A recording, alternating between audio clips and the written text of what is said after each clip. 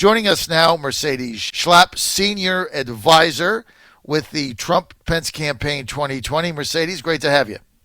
Thank you for having me. Happy late Father's Day. Oh, thank you. Thank you. And to your husband, Matt, too. I'm sure he was celebrating it in all his glory like I was, right?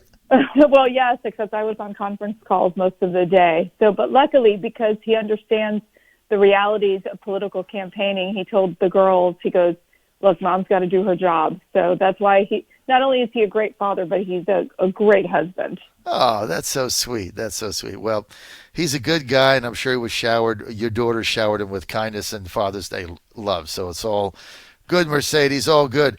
Look, a lot of us tuned in the rally. Let's just get to the situation. I was touting on air that we had over 1 million registrants and that we expected, a couple 100,000 people there, big overflow crowd, packed arena. You turned it on Saturday night. There were empty seats all over the place. There was not 100,000 people outside for the overflow, or 25,000. There were 25. And so the expectations didn't play out. And so I remember that was my wife's first reaction was, where is everybody? What happened? Well, first of all, I think what's important to note is that the energy in the room itself was remarkable. I mean, we were there, both Matt and myself, and it was a great way for the president to talk directly to the American people. Just alone on social media, as we've moved towards this virtual world in a lot of sense, we've got over 10 million views in all of our digital media channels. So that's impressive in and of itself. I think that there was a lot of factors that played into this, and I'll tell you just my own personal story. I had contacted my mother-in-law, my sister-in-law, my nephew, all who live in Wichita. I said, just come on down. We'll get you, we'll make sure you guys can get in. And they were very concerned about protesters, about not being able to get through the security perimeter, and about the potential for riots.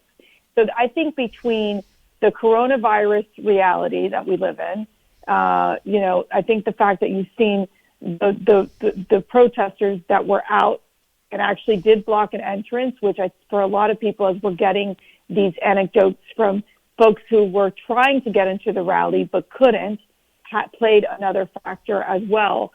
So, I got to tell you something. While the arena might have not been filled, I'd like to see a Joe Biden rally. I mean, you're lucky if you get 7 people in the room.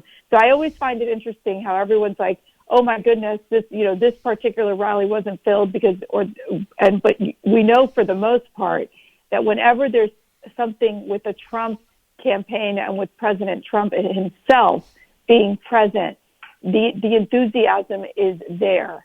It is very clear. You could just see it in what we've witnessed in our social media numbers. And, I'll take it any day over what I would call the lifeless Joe Biden events, which we know he continues to just hide in his basement. It is an expectations game, right? So there's no question about it. We expected more, got less. How do you stop this from happening in the future?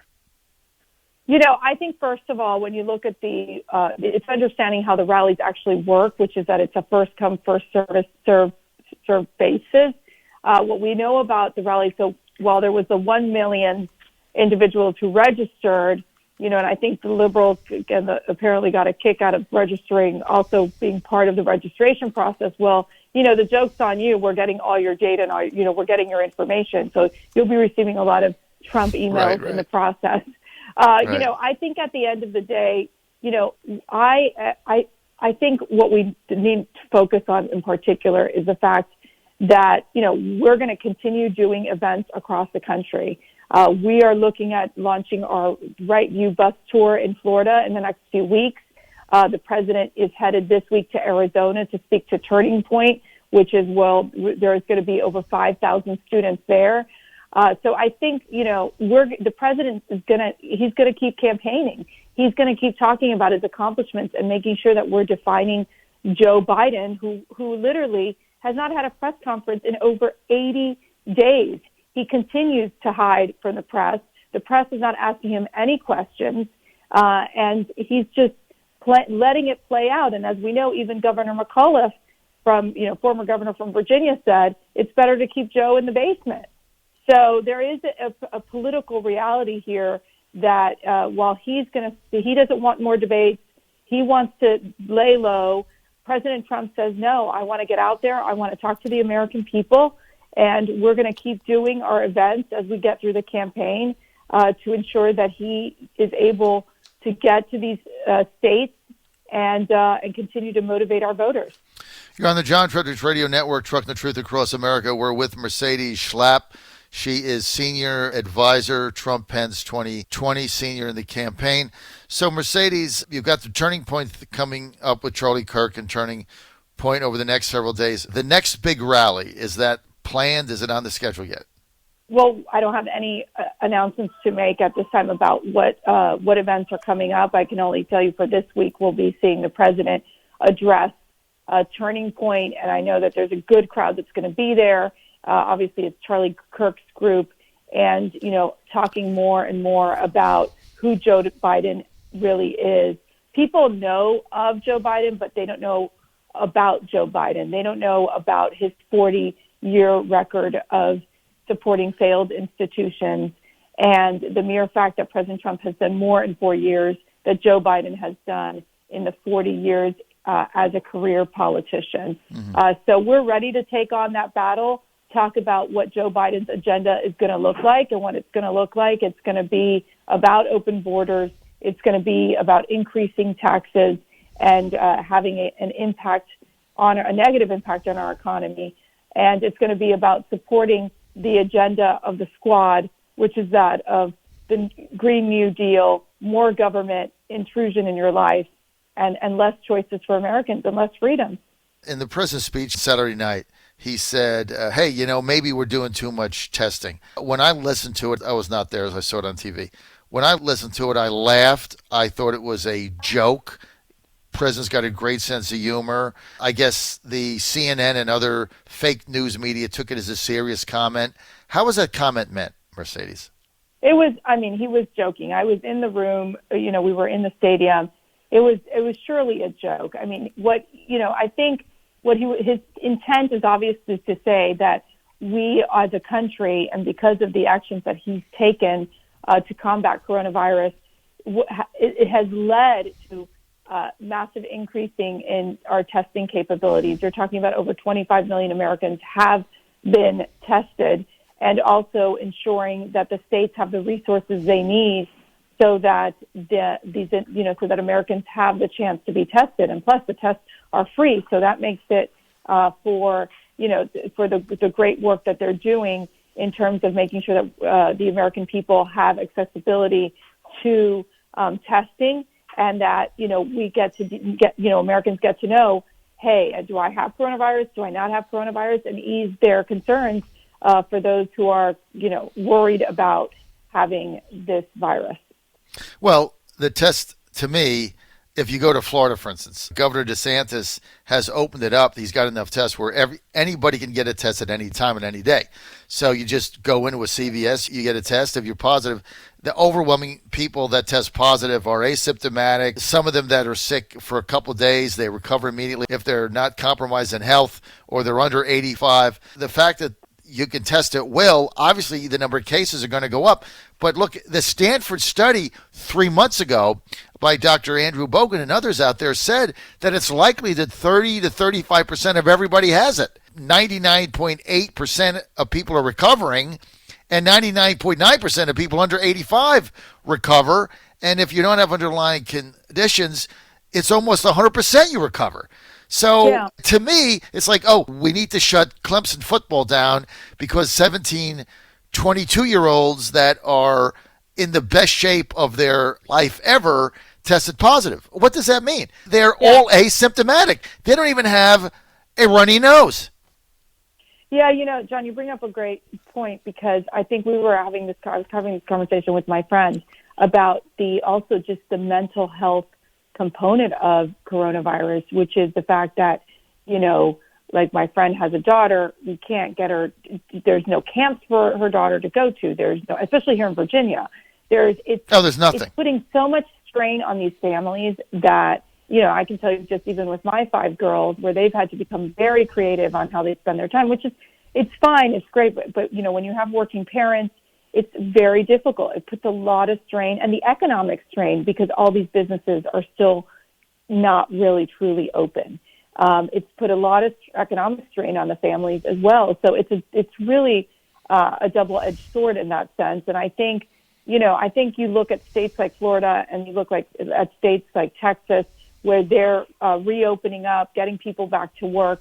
Yes, the coronavirus is there, but I think the media has put so much fear into everyone's life, where it's just so about there's an increased cases of coronavirus in this area or that area. But to your point, you're not seeing, obviously every life matters, but if you're not seeing the spike in the deaths, and people are recovering from it. And if you have no underlying health conditions, no compromised health conditions, and you're under 80 or 85, the chances of dying from coronavirus are the same as getting hit by an Amtrak train on the beach. 0, right? It doesn't exist. And the majority of people are asymptomatic. Look, my own wife had it. It was nasty. She was in bed for 3 days. She drank chicken soup. She lost her taste buds. She had a fever. All right, she stayed in bed, couldn't work. I had to stay home, help her out. Day number 4, she popped up fine. I'm sure I got it, asymptomatic. My son, 16, got it, asymptomatic. Sammy got it, the cat. Sneezed for a day. Wait, the cat got it? The cat got it, yeah, because he was sneezing. Cats can get it. He sneezed. He didn't eat for a day. Okay, it's over. I mean, stuff happens, but nobody's dead, and nobody even came close to that. All the friends that I have, it's like if you just protect the other. So the fear of, oh my God, I got it. Okay, so I also got the flu. I also got heartburn. I also got a lot of things. I mean, we have to move on. But the fear that they build up is ridiculous because it doesn't amount to anything. It's a flu. Yeah, I mean, I agree. I mean, I do think that, that there has been weeks and weeks, and I'll tell you, even with the rally, weeks and weeks of, there's, cases spiking, coronavirus, and it just creates an enormous amount of fear for individuals who, are saying, well, I don't really know. Maybe I just don't go out. The problem is that we got to get America open. We got to get Americans working again. Well, obviously, if you want to burn down Richmond, or you want to drag Christopher Columbus statues and into the lake, or you want to protest and have 10,000 people in Washington D.C., that's fine. I don't see anybody in Washington dying. I go there every week. Where are the body bags? Yeah, I don't see them. Well, I mean, I do agree. Even when I find it interesting, I think it was a New York Post, a story where the health officials wouldn't ask individuals who had coronavirus whether they participated in the protests up in New York City, right? So they all, one MSNBC commentator said it perfectly. She said, for social justice, you shouldn't social distance. You don't need to social distance. So it's just, we're having the situation with one of the schools where they literally said, if you want to go to this Black Lives Matter protest, go, and encouraging students to go and encouraging faculty to go, yet are they going to open up the schools in the fall? It's like, you're kidding me, right? Like, you guys are going to go out and protest, but then you're arguing whether you're going to open up the schools in the fall. It's crazy. And then that's the other part of this. It's like, what are they going to do with the schools, especially in Virginia? I mean, these parents are stressed. They want, their children to be able to be at, where they need to be from an education standpoint. And even the schools are not providing certainty at this point as what's going to happen. They're doing this whole 50% you're here, 50% you're not, you're doing virtual learning. What about those parents that can't stay home with their kids? Well, that's the point. We did the virtual this learning, has nothing, Mercedes. Mercedes, you want to inject logic into a political debate where there's no logic, no data, no science. Northam's objective is to keep schools shut down so things are not normal, so he can scuttle high school football, scuttle athletics for people. Everybody's depressed. Mom and dad, some of them can't go back to work. That hurts the job numbers so that Biden can win. That's the antidote. And then he can become Surgeon General or whatever he can do if he can get away from his a photo where he was either blackface or in somebody's Klan robes. I mean, that's why he's doing it. This has nothing to do with numbers or data or schools. We had 35% of our counties in Virginia have had zero deaths. The overwhelming majority of the deaths here are people over 80 in nursing homes. So he has no data, but here's the data he has. Keep people in fear, keep them locked down, don't let them get a job, tank the numbers, and then somehow Biden wins. That's the goal. Yeah, I agree. And don't allow for rallies to happen. That's the other Of course. Piece of it, too. And no rallies, no convention. Yeah. And look, the more people are depressed, they're going to want to go back to normalcy. So this all the blue governors are going to do. Keep the schools closed. I tell you, the more they try to shut us down and quiet us and call us racists and deplorables and everything else, the more people are going to get upset. That's right. Because that's the other piece of this. It's that we're put into the box because we want, we believe President Trump should win, and we think that Governor Northam and Joe Biden are, the bad apples that are really having a negative impact on in our case, with Northam on our state. And he gets away with it. He gets away with blackface. He gets away with murdering children that are born. I mean, after or survive an abortion. He gets away with it, and we can't. And I just don't understand how this great Commonwealth of Virginia. I love this state, and it's my hometown is Miami, Florida, but the second state, my second state here, and now my home is Virginia, and it breaks my heart that after everything Northam has done. If it would have been a Republican, they would have taken him down in 2 minutes. We're a joke. I mean, look, our state is a joke. Our governor is a clown car. And, maybe he's going to go to phase 3. But I got to tell you what, Virginians are busting out, Mercedes. I think I told you this when we talked offline the other day. I've been to 2 baseball tournaments with my 16-year-old in 2 weeks in Central Virginia, about 40 minutes outside of Richmond, Ruther Glen. This week we had some rain. But last weekend, I don't know, there were maybe 2,500 people there, maybe 3,000. I saw maybe 10 masks. So you're talking, 1%, 2% of people had masks. No social distancing. Kids were in the dugout. Parents were in the stands. Nobody had a mask on. So what they do is they say, well, we can't have a concession stand. Okay, because people stand too close, so they close the concession stand. But then they hire 4 trucks, those trucks that come out with the food in them, and the trucks are lined up, they're packed. I mean, the whole thing is stupid. People are defying it. They think it's ridiculous. But are we going to have debates in the fall? We're definitely going to have we better have debates in the fall. We actually want more debates with Joe Biden. Joe Biden's team doesn't want to go in that direction, and I think, quite frankly, they're fearful.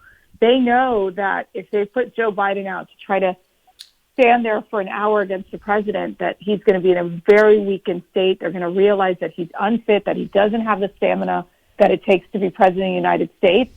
And, he's diminished. He really, you look at one event after the other whenever he does these events, and he can barely put a sentence together. Unbelievable. Is the campaign going to make a formal request to Biden for additional debates? Well, I don't know if they're doing a formal one yet, but they're definitely obviously in talks with the debate commission where we've requested for more debates starting earlier. And obviously I think Joe Biden will prefer to stay in the basement because I just don't think, I think he feels like if he stays under the radar, he feels that he's more in a powerful position here. But we need the American people to know, we need to unmask Joe Biden. People need to realize that he does not have what it takes to be president. And we're also can, show in terms of his record that he in 40 years has not had an impact in our nation. Just think about that. You've been in public service for 40 years and you have not had an impact in our nation. You have President Trump in for less than 4 years and he's a change agent. And he's able to really understand what it takes to make our economy prosper, to ensure that American workers have better lives through better trade deals and increase in wages. And right now, after going through this coronavirus, it's understanding who is going to be the one to rebuild the economy, and that's going to be President Trump. Mercedes, thanks for being with us. Mercedes Schlapp, Senior Strategic Advisor, Trump Pence 2020, former Executive executive. Too many titles. Too many I titles. mean, forget it. You were, Senior let's just advisor say, for strategic communication. she had a senior White House position for 2 years.